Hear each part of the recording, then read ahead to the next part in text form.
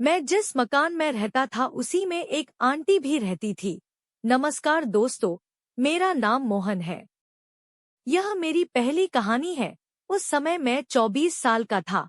अच्छे खासे परिवार से हूँ।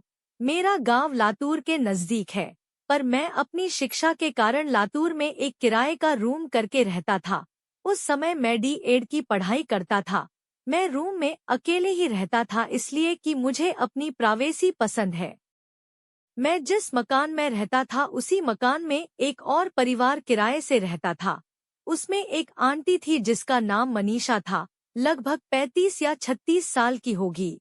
और अंकल एक विद्यापीठ में क्लर्क थे जो लातूर से दूसरे गांव में था। उनके 2 लड़के थे जो स्कूल में पढ़ाई करते थे। मनीषा आंटी काफी खुली स्वभाव की थी।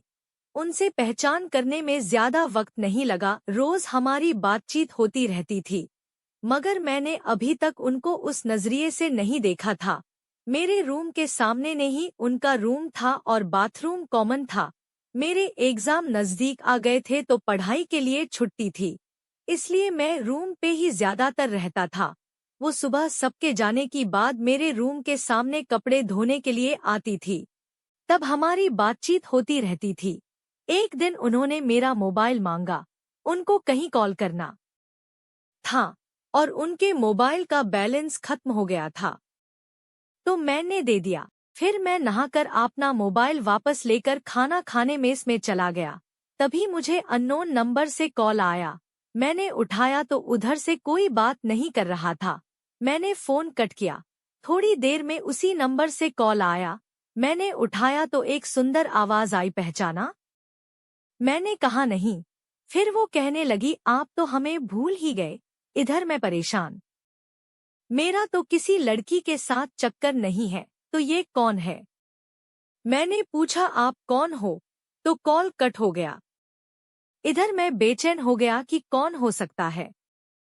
फिर दूसरे दिन सुबह मैं रोज की तरह उठकर ब्रश करता हुआ आपने रूम के दरवाजे बैठ गया और मनीषा आंटी भी कपड़े धोने वहां आ गई। वे मेरी तरफ देखकर मुस्कुरा दी।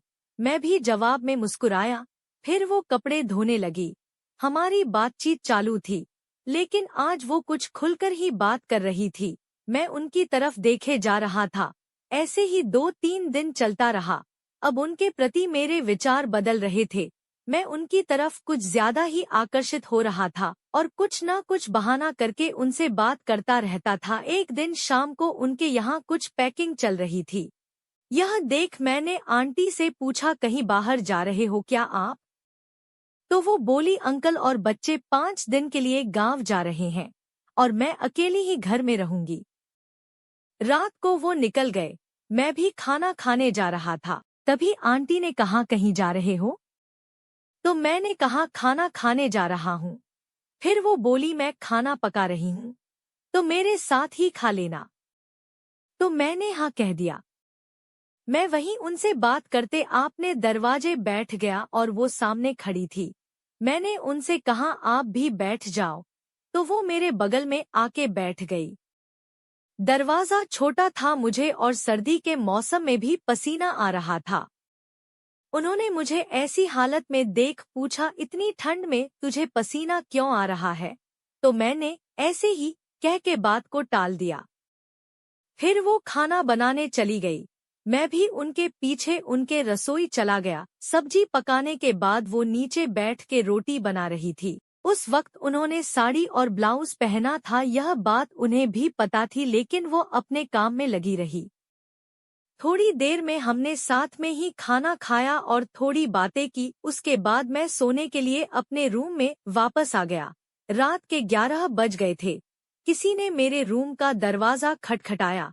मैंने दरवाजा खोला तो सामने पुष्पा आंटी थी। उन्होंने कहा, मुझे नींद नहीं आ रही है। वैसे मुझे भी नींद ना आ रही थी। मैंने उनसे पूछा, मैं क्या कर सकता हूँ? तो वो कहने लगी कि उनके यहाँ चलो, वहीं बैठ के बात करते हैं। फिर हम उनके कमरे में गए।